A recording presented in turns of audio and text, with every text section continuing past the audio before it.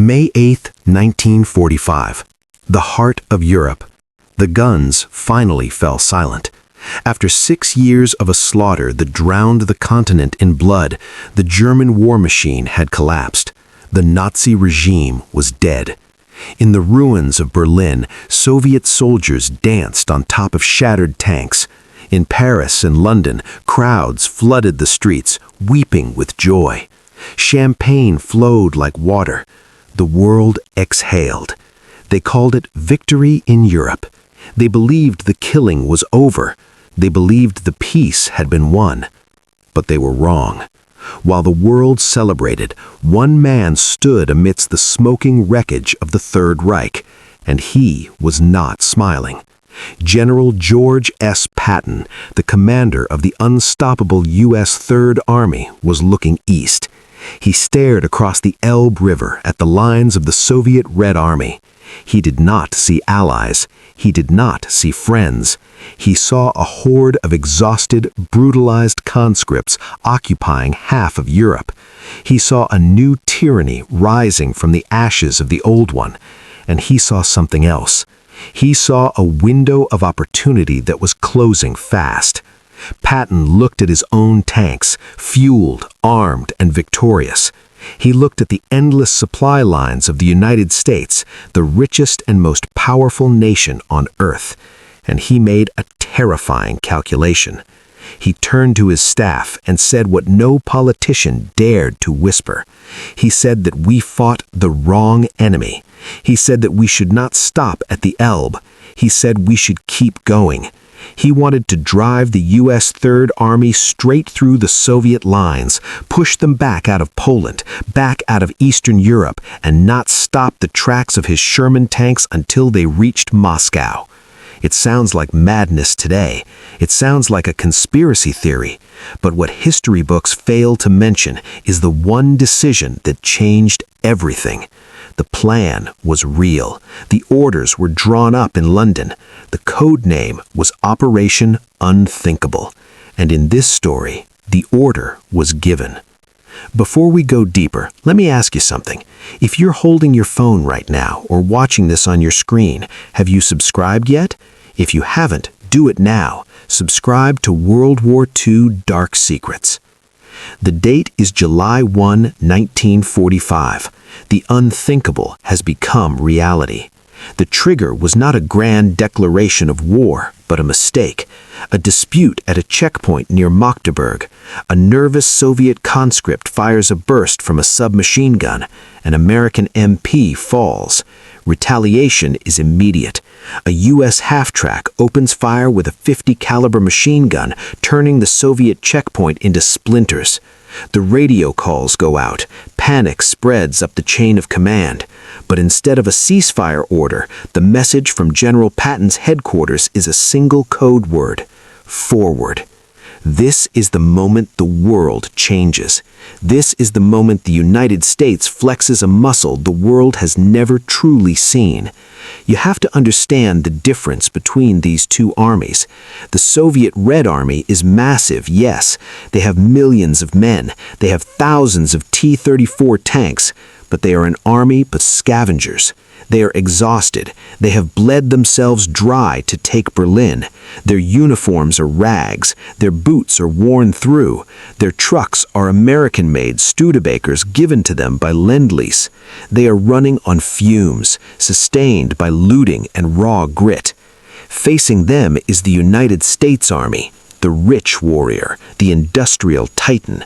The American GI stands in a clean uniform with fresh socks and new boots.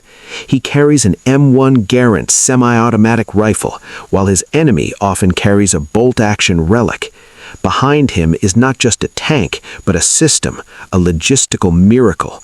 For every American soldier on the line, there are tons of supplies moving forward. Hot food, cigarettes, chocolate, ammunition crates stacked like skyscrapers, and fuel, oceans of gasoline. The U.S. Army does not forage, it does not scavenge, it brings its own world with it. At 0600 hours, the sky over Germany turns black. It is not a storm. It is the United States Army Air Force. This is the first shock. The Soviet Air Force is formidable, yes. They are tactical. They support the ground troops. The Americans, they own the sky. Thousands of P-151 Mustangs and P-47 Thunderbolts descend like a plague of locusts. They are shiny, silver, unpainted, because the U.S. has total air superiority and doesn't need to hide. They gleam in the summer sun. The roar is deafening. The American pilots, well-rested and flying machines built with precision engineering, begin the slaughter. They do not just target tanks, they target the lifeline. They hit the horse-drawn carts that supply the Soviet front. They hit the rail lines. They hit the fuel depots. The Soviet logistical tail, already weak, is severed in the first hour. On the ground, the Soviet commanders look up in horror. They realize suddenly that the Lend-Lease air support they relied on for 4 years is now the enemy. The Airacobras and Spitfires they flew are now being hunted by the people who built them. Then the ground shakes.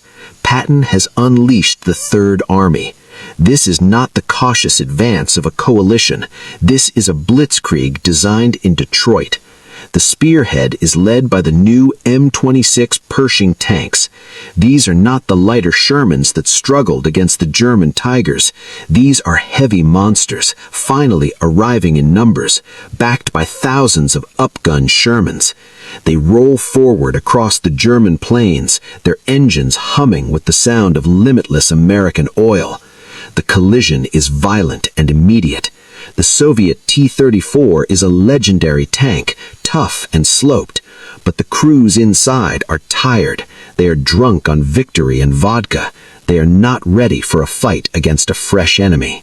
The American tank crews are sharp. They have radio communication in every single vehicle, a luxury the Soviets lack. The American commander coordinates his platoon like a quarterback.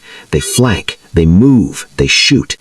In the first engagement near Leipzig, a Soviet tank brigade attempts to rush the American lines. It is a massacre. The American artillery opens up, and this is where the rich warrior truly shows his power. The Soviet artillery relies on mass and estimation. The American artillery is a science. It is guided by spotter planes that circle overhead, untouched. The time-on-target barrages land with terrifying accuracy. Thousands of shells explode at the exact same second, air bursting over the open hatches of the Soviet armor. The ground churns into a moonscape. The Soviet advance crumbles under a wall of high explosives that seems to never end. The American guns do not stop to conserve ammo. They don't have to. There are convoys of trucks stretching all the way back to the French ports, bringing more shells, more powder, more destruction. The Soviet commanders scream into their radios, begging for support, but the radios are jammed by American electronic warfare. Patton is in his element. He is riding in his jeep, the wind in his face, watching the smoke rise in the east. He knows the secret that the politicians in Washington are afraid to admit. He knows that the Soviet Union is a giant with feet of clay. They have lost 20 million people. Their industry is shattered. They are eating American spam and driving American trucks. If you cut the supply, the giant falls. And Patton is cutting the supply. By the afternoon of July 1st, the U.S. Third Army has punched a hole 40 miles deep into the Soviet occupation zone. The speed is blinding. The Americans move faster than the Germans ever did because the Americans are fully motorized. Every infantryman is in a truck or a half-track. No one walks. This is the mechanized might of the New World. They bypass strong points, leaving them for the following infantry, and race for the rear areas. The confusion in the Soviet ranks is total. They have spent years learning to fight the Germans, a desperate enemy with dwindling resources. They do not know how to fight an enemy that has more of everything, an enemy that will waste bullets because they can, an enemy that will call in a devastating airstrike to take out a single sniper. As night falls on the first day of Operation Unthinkable, the burning wrecks of T-34s litter the Autobahn. The sky is lit up with flares and tracers. The U.S. Third Army does not stop for the night. They have night vision equipment starting to arrive. They have headlights. They have the momentum. Patton orders the advance to continue under darkness. He wants to cross the Elbe River before Stalin can wake up to the reality of what is happening. But in Moscow, the phone rings in the Kremlin. The mood shifts from celebration to a cold, paranoid terror.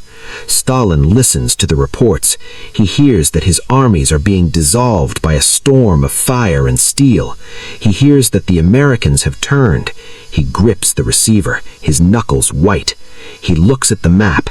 He looks at the vast reserves of manpower he still holds in the deep east. He orders the impossible. He orders a counterattack. He orders the Red Army to drown The dawn of July 2, 1945, does not bring light. It brings a curtain of steel. The Soviet counterattack that Stalin ordered is not a tactical maneuver, it is a tidal wave. This is the Battle of the Oder, a clash that dwarfs Stalingrad and Kursk. On one side, the desperate, inexhaustible manpower of the Soviet Union. On the other, the technological prowess and industrial dominance of the United States. The Soviet IS-2 tanks emerge from the morning mist.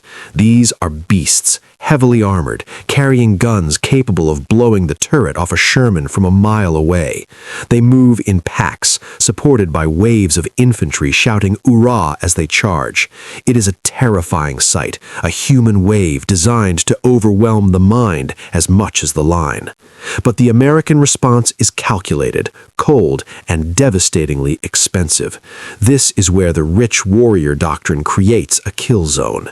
The U.S. forces do not just rely on tanks, they rely on the proximity fuse. This is a secret American technology, a tiny radar inside the nose of an artillery shell. It allows the shell to detonate exactly 20 feet above the ground, spraying shrapnel downward. It was designed to shoot down planes, but Patton uses it against infantry. As the waves of Soviet troops rush across the open fields, the air above them turns into a meat grinder. The U.S. artillery, fed by that endless line of trucks, creates a ceiling of explosions. The Soviet infantry is decimated before they can even raise their rifles. It is industrial slaughter. It is efficient. It is impersonal. The American gunners are miles away, drinking coffee, pulling lanyards, erasing entire battalions from the map. On the tank line, the clash is brutal. The sheer number of Soviet tanks threatens to overrun the American positions. A Pershing tank takes a hit, its armor shattering. Another Sherman burns. The Americans are taking losses, real losses. But for every tank the U.S. loses, a replacement is already rolling off a flatbed train in France. For every shell fired, 2 more are manufactured in Ohio. General Patton adjusts his tactics. He refuses to fight a static war of attrition. That is the Soviet game. He plays the American game, mobility. He orders the 4th Armored Division to disengage and swing wide to the north. He uses the superior speed of the American engines to outflank the plodding Soviet heavy tanks. It is a maneuver of breathtaking risk. He leaves his center weak to deliver a knockout blow to the Soviet rear. While the ground shakes, the sky screams. The U.S. Army Air Force escalates the violence. They bring in the heavy bombers. The B-17s and B-24s, usually reserved for strategic bombing of cities, are used for tactical support. They carpet bomb the Soviet assembly areas. The earth ripples as thousands of tons of high explosives churn the landscape. The Soviet supply lines, already fragile, are obliterated. The Red Army is fighting hungry. They are fighting without fuel. Their tanks start to sputter and die, ducks for the American bazooka teams. But the Soviets have a grim determination. They fight with the ferocity of trapped animals. In the ruins of a German village, U.S. paratroopers from the 101st Airborne find themselves in hand-to-hand combat with Soviet Guards units. It is vicious. Bayonets, trench knives, entrenching tools. The Americans are shocked by the disregard for life the Soviets display. They run over their own wounded. They refuse to surrender.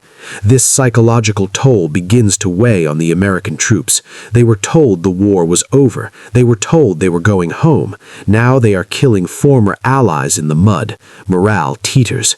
But then the mail arrives. Hot meals arrive. Fresh socks arrive. The U.S. military machine ensures that even in hell, the American soldier is taken care of. This is the psychological weapon of the rich, the knowledge that your country can afford to keep you fighting forever. By the third day, the Soviet counterattack is broken, not by superior bravery, though the Americans have plenty, but by superior logistics. The Soviet tanks run out of shells, the American tanks do not. The Soviet advance stalls, then crumbles. Patton's flanking maneuver slams into their rear, trapping 3 Soviet armies in a pocket of fire.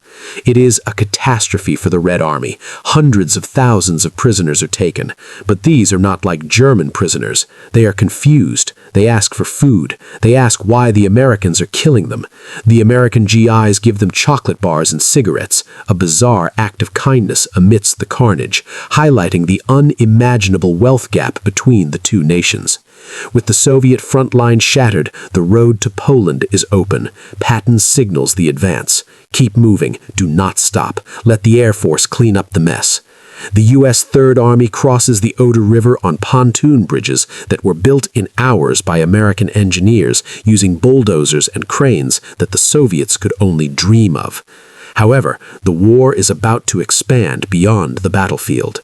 In Washington, President Truman is watching the reports. He sees the success. He sees the map turning blue.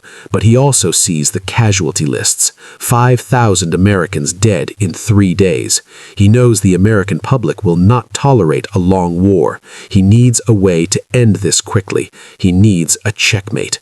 He summons his advisors. They talk about the gadget. The atomic bomb.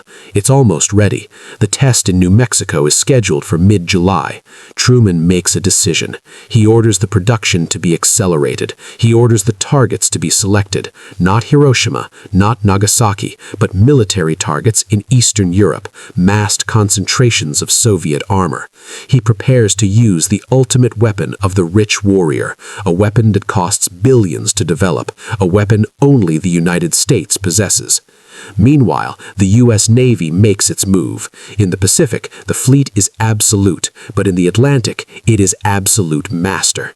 Carrier groups move into the Baltic Sea. This is a nightmare for the Soviet Union.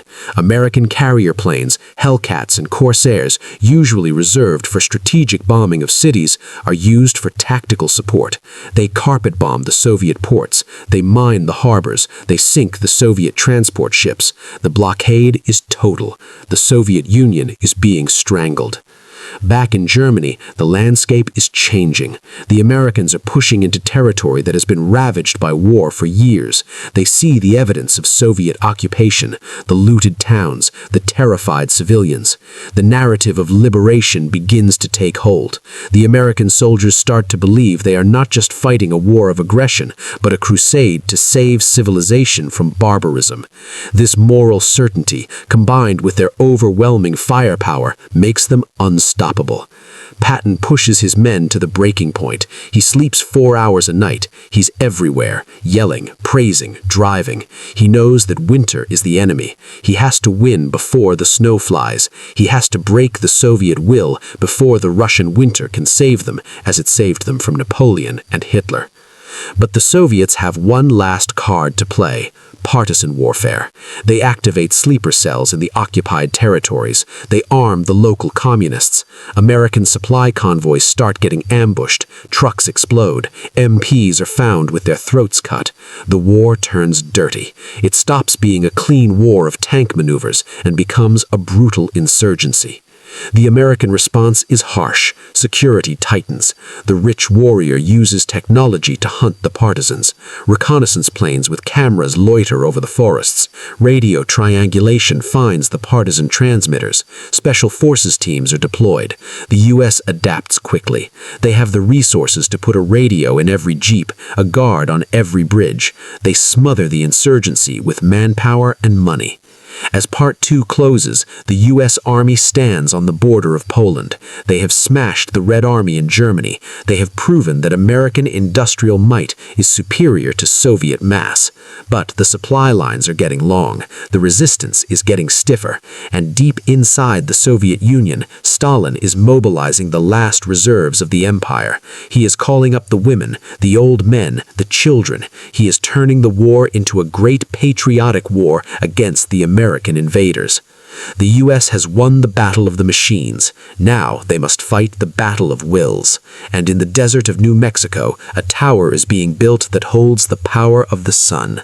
The question is no longer who has the better tanks. The question is, will the United States burn the world to rule it? Mid-July 1945. The plains of Poland. The dust does not settle. It hangs in the air, a gritty fog churned up by the treads of 10,000 American vehicles.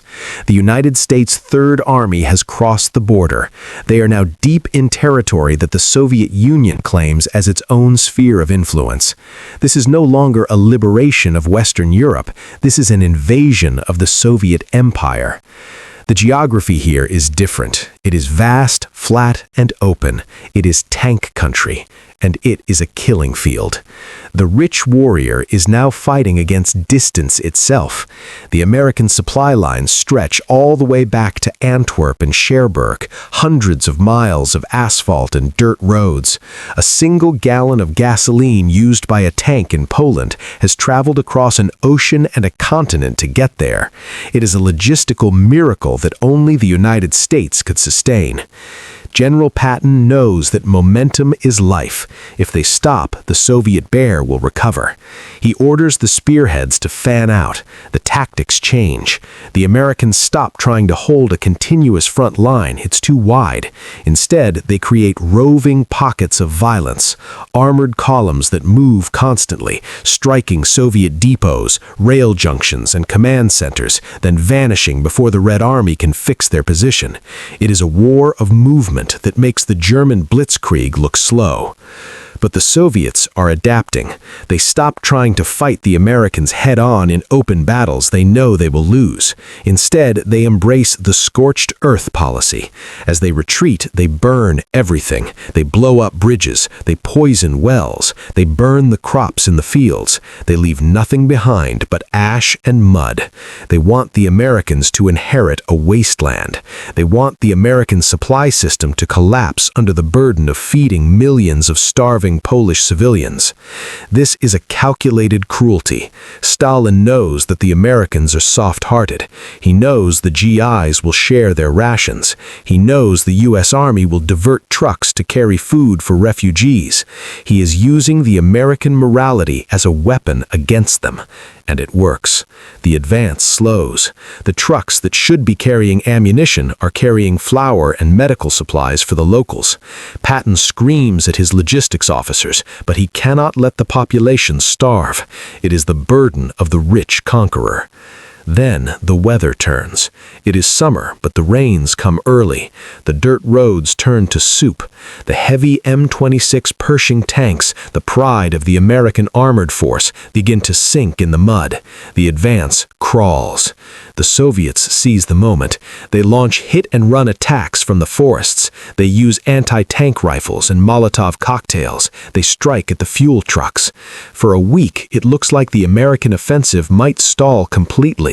The press in Washington begins to ask difficult questions. Why are we in Poland? How many more boys have to die?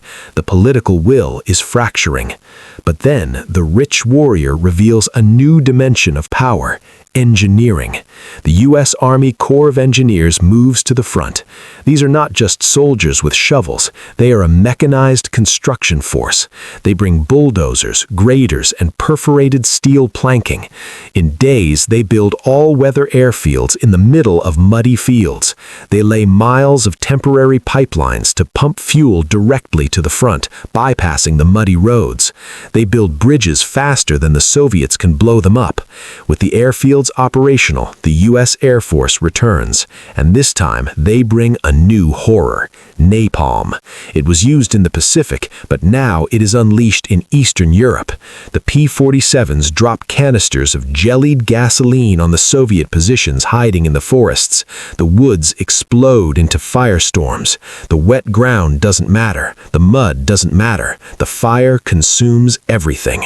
It is a terrifying display of industrial destruction.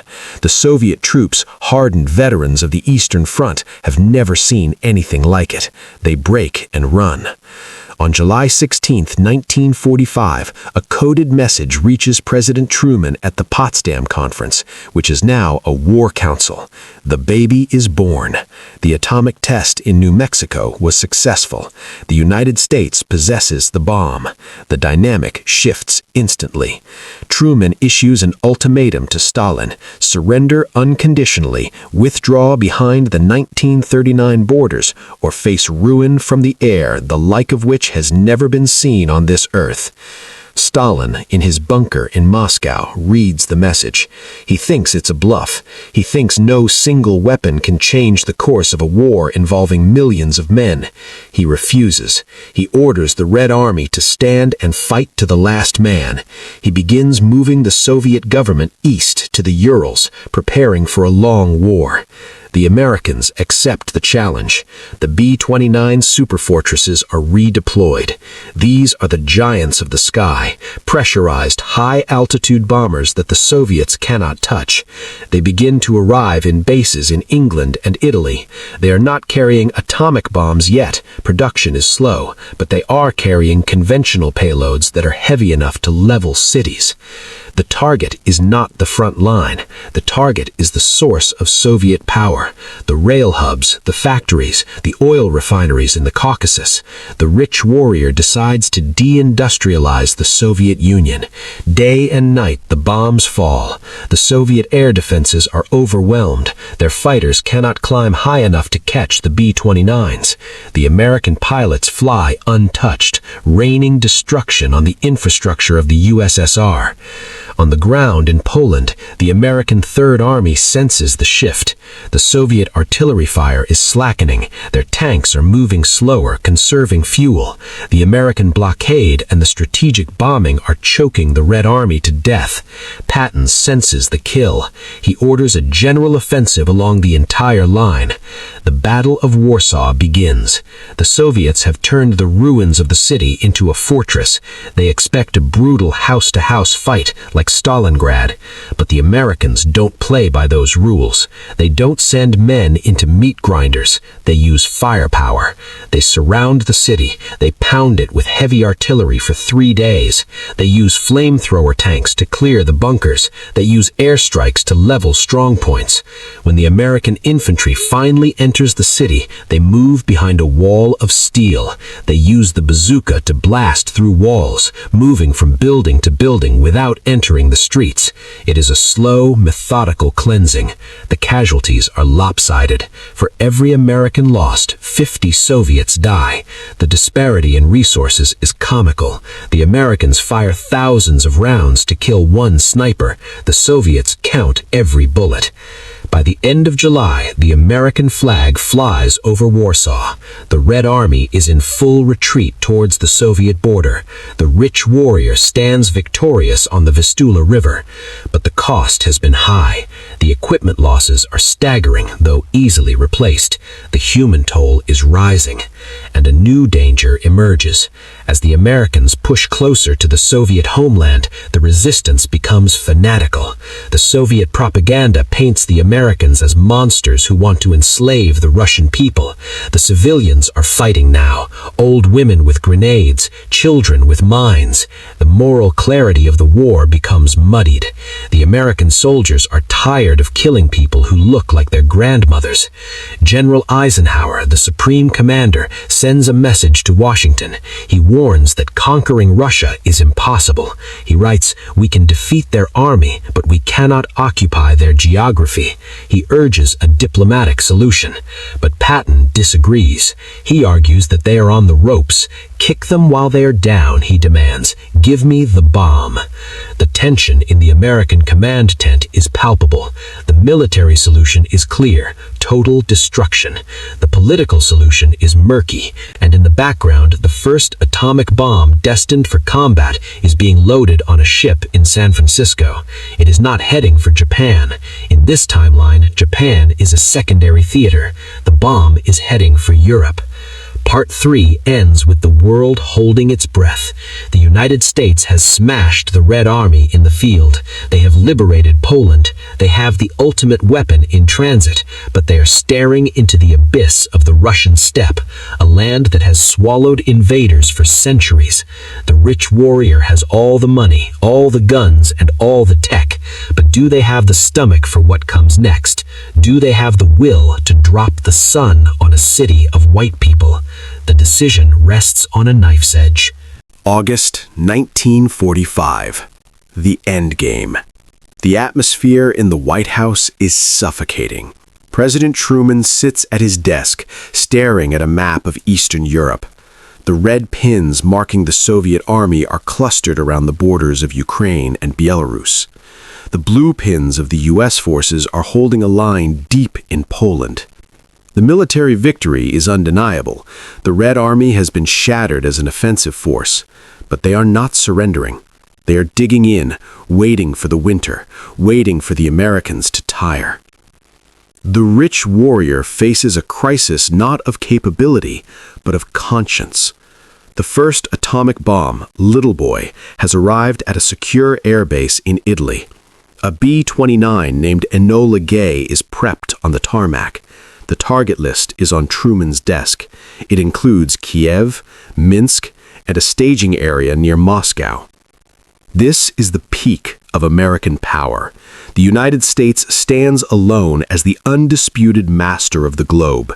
Its industry is churning out tanks and planes faster than they can be destroyed. Its economy is booming. Its population is fed and energized. In contrast, the Soviet Union is a graveyard. Its cities are rubble, its people starving, its army broken. The logic of war says, finish it, drop the bomb, end the Soviet threat forever. Patton is practically screaming for the order. "We have them in the palm of our hand," he tells the press. "Let's cut off the head of the snake." He has moved his Third Army to the very edge of the Soviet frontier. His tanks are idling, engines rumbling, barrels pointing east. He has supply dumps overflowing with fuel. He is ready to drive to Moscow in a parade of steel. But the world is watching. The British are nervous. Churchill, the architect of this war, is suddenly cold feet. He sees the devastation in Poland. He fears that if the U.S. uses the atomic bomb in Europe, the moral high ground of the liberation will be lost forever. The U.S. will be seen not as saviors, but as the new destroyers. And there is another problem. The American soldiers are done. They have seen enough killing. The letters home are filled with despair. "We beat the Germans," they write. "Why are we killing Russians? They are just like us." The psychological armor of the GI is cracking. Mutinies are rumored in the rear areas. Soldiers are refusing to advance. The rich warrior can buy weapons, but he cannot buy the heart of the soldier indefinitely. Truman makes his choice. He looks at the casualty projections for an invasion of Russia. 1 million American dead, 5 million Russian dead. He looks at the atomic bomb reports. He realizes that using it might start a chain reaction that ends civilization. He picks up the red phone. He does not order the drop. He orders a pause. He sends a message to Stalin. It is not an unconditional surrender demand anymore. It is a dictated peace. The terms are harsh. The Soviet Union must withdraw completely from Eastern Europe. Poland, Czechoslovakia, Hungary, Romania, all must be free, democratic nations. The Soviet army must disband its offensive divisions. In exchange, the United States will not cross the Soviet border. They will not drop the bomb. They will provide food aid to the starving Russian people. It is a display of ultimate power. The rich warrior does not need to kill his enemy to win. He can simply buy him out. He can use his wealth as a weapon of peace. Stalin, cornered, humiliated, but a survivor, accepts. He has no choice. His generals tell him the army is on the verge of mutiny. His people are eating rats. If the Americans attack again, the Soviet state will collapse. He signs the Treaty of Warsaw on August 15, 1945. The guns fall silent for the second time in 1945, but this time, the silence is different. It is the silence of total American hegemony. The Iron Curtain does not fall across the middle of Europe. It is pushed back to the Russian border. Eastern Europe is open to the West. American corporations flood in. Ford builds factories in Warsaw. Coca-Cola opens plants in Prague. The Marshall Plan is expanded to include the entire continent. General Patton stands on the banks of the Bug River, watching the last Soviet columns retreat east. He is vindicated, but he is also frustrated. He wanted Moscow, but he understands the victory. The United States has achieved what Napoleon and Hitler could not. They have defeated Russia, not by marching into the snow, but by leveraging their industrial might to force a surrender before the winter could begin. The soldiers go home. The parades in New York are even bigger this time. The rich warrior returns to a nation that is now the sole superpower of Earth. The Soviet Union turns inward, paranoid and broken, taking decades to recover. The Cold War never happens, or at least it is a very short, very one-sided freeze. But there is a dark legacy. The world knows that the U.S. was willing to turn on its ally. They know the U.S. has the bomb and considered using it on Europeans. The trust is fragile. The U.S. is feared more than it is loved. As the story closes, we see a shot of a mothballed tank park in 1950s America. Thousands of Sherman and Pershing tanks sit in rows, rusting quietly in the sun. They are the silent witnesses to the war that almost ended the world. The war where money, oil, and steel crushed ideology. This is the story of Operation Unthinkable. It is a story that proves that in modern war, bravery is good, but logistics is God. The United States didn't just outfight the Soviets in this timeline. They outproduced them, outsupplied them, and outspent them. They proved that the rich warrior is the deadliest warrior of all. But remember, this is the history that could have been. In our timeline, the tanks stopped. The politicians shook hands, and the long shadow of the Cold War fell over the world for 45 years. So, the next time you look at a map of Europe, ask yourself, what would the world look like if Patton had been given the green light? Would we be living in a golden age of American peace or a radioactive wasteland? The line between the two was razor thin, and that is the darkest secret of them all.